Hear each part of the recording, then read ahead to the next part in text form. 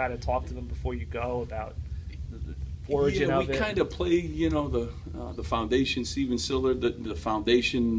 They have.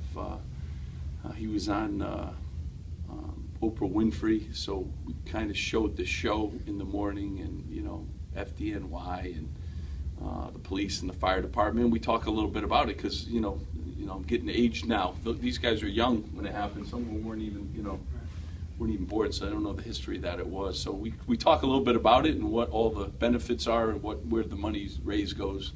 Great causes for veterans and you know, making homes and different things. So it's really a great day, and you see how powerful Rutgers Nation is too. A lot of Rutgers people, you know, affiliated with Rutgers. So you know, just try to tell our guys these are great community service events, and why we do it is for a lot of reasons, but it goes to support a great cause. And you know, and then we went to the memorial, and you know, after that and stuff, which is really neat. So a little history and community service all wrapped in one. Steve, I wanted to ask you about the one-on-one drill, which really got my attention on Friday. Where does that drill come from? Is that a Calhoun drill, or did you kind of make it up? Yeah, we've kind of, you know, we've done that forever. When I was at Connecticut and stuff, we've changed it. We put a little twist on it all the time. You know, you go full court, you do sometimes half court, you can do a three-quarter court. You know, just really getting guys to compete. It's a competitive drill. You know, we don't call a lot of fouls in that drill. You know, there's a little toughness and how to guard people. Can move guys around, big guys, wings, move the wings around, put the big guys sometime on the perimeter. You know, they always like to do things they can't do.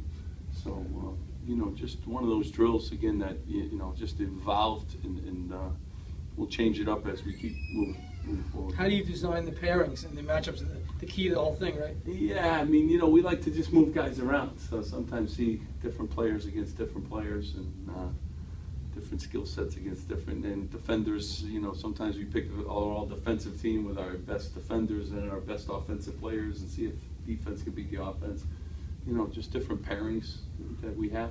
And right now we're kind of paired position-wise, so we've just been kind of going in that direction. Fives guarding fives, and twos guarding twos, that kind of thing. What have you liked? What have you seen from practice since Friday? You know, coachable, real coachable group, hard-working. I love the fact I could slow things down and teach, and then crank them back up again in practice. It was hard, you know. Last year we had a, you know, personality of once if we got them going 100 miles an hour, the minute we stopped to teach, we couldn't get them back to 100 miles an hour. This group kind of can do a little bit of both, so a little more versatility in how they kind of go about practice. So I like that a lot. I like we're more competitive. I think we're much more athletic.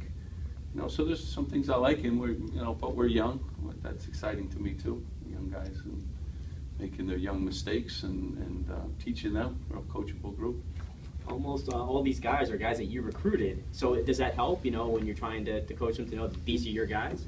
Yeah, I mean, I think they're Rutgers guys. You know, they want to come to Rutgers, so you know, I do. I think they have those personalities, anyways. They're coachable, and that's why they're here. They like to be in the gym. We had yesterday off. They were all in the gym.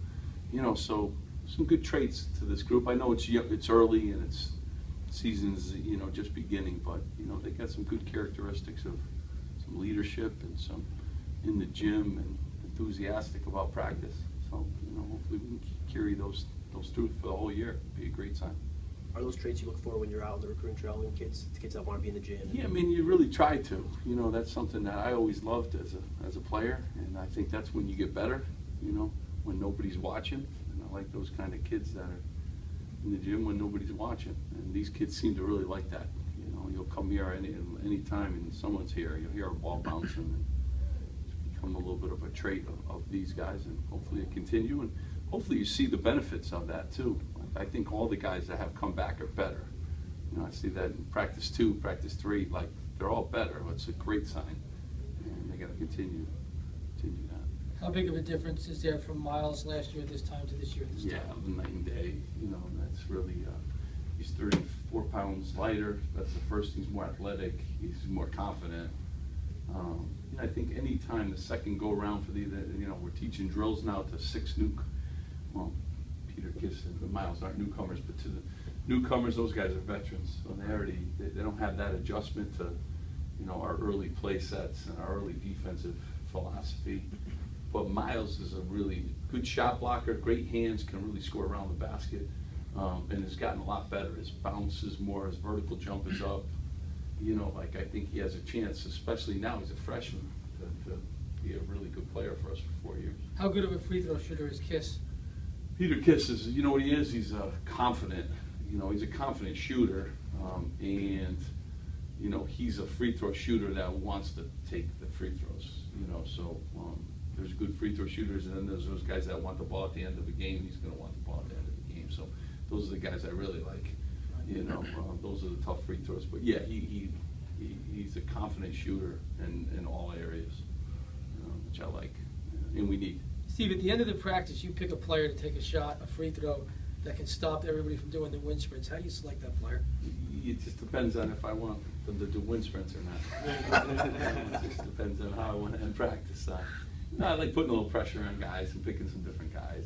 You know, I love the guys that raise their hand and then they go up there and don't make it, and they have to run extra, you know, type of deal. So, you know, every day it's just different. I usually tend to, you know, the point guards, you know, because those are guys that are going to have the ball at the end of the game. But, you know, every now and then I mix it up just when they think they get a little comfortable with that. I throw in a couple of curveballs. Is that a Calhoun thing too, or did you develop that along the way? No, I mean, I think, you know, we've struggled, there's no doubt, with our free throw shooting. So, I mean, I've been fortunate. I've coached some really good free throw shooting teams.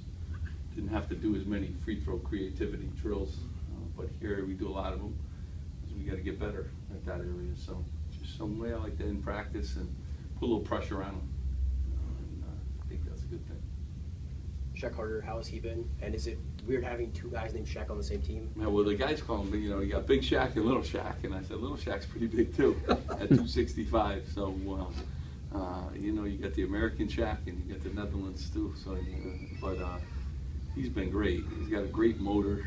He's really coachable. You know, he's got good hands. He can score around the post. He's got good bounce. You know, I'm excited about him. He's a great kid. I mean, he does everything you ask. You know, and he'll be like today. If you watch practice, you'll say, "Well, this kid doesn't take a play off," and he really works. He's still figuring some things out, but yeah, I'm really excited about what he'll add to the program. And he's a legitimate 6'9", 265. I mean, he's put together. Thank you very All much. right, guys.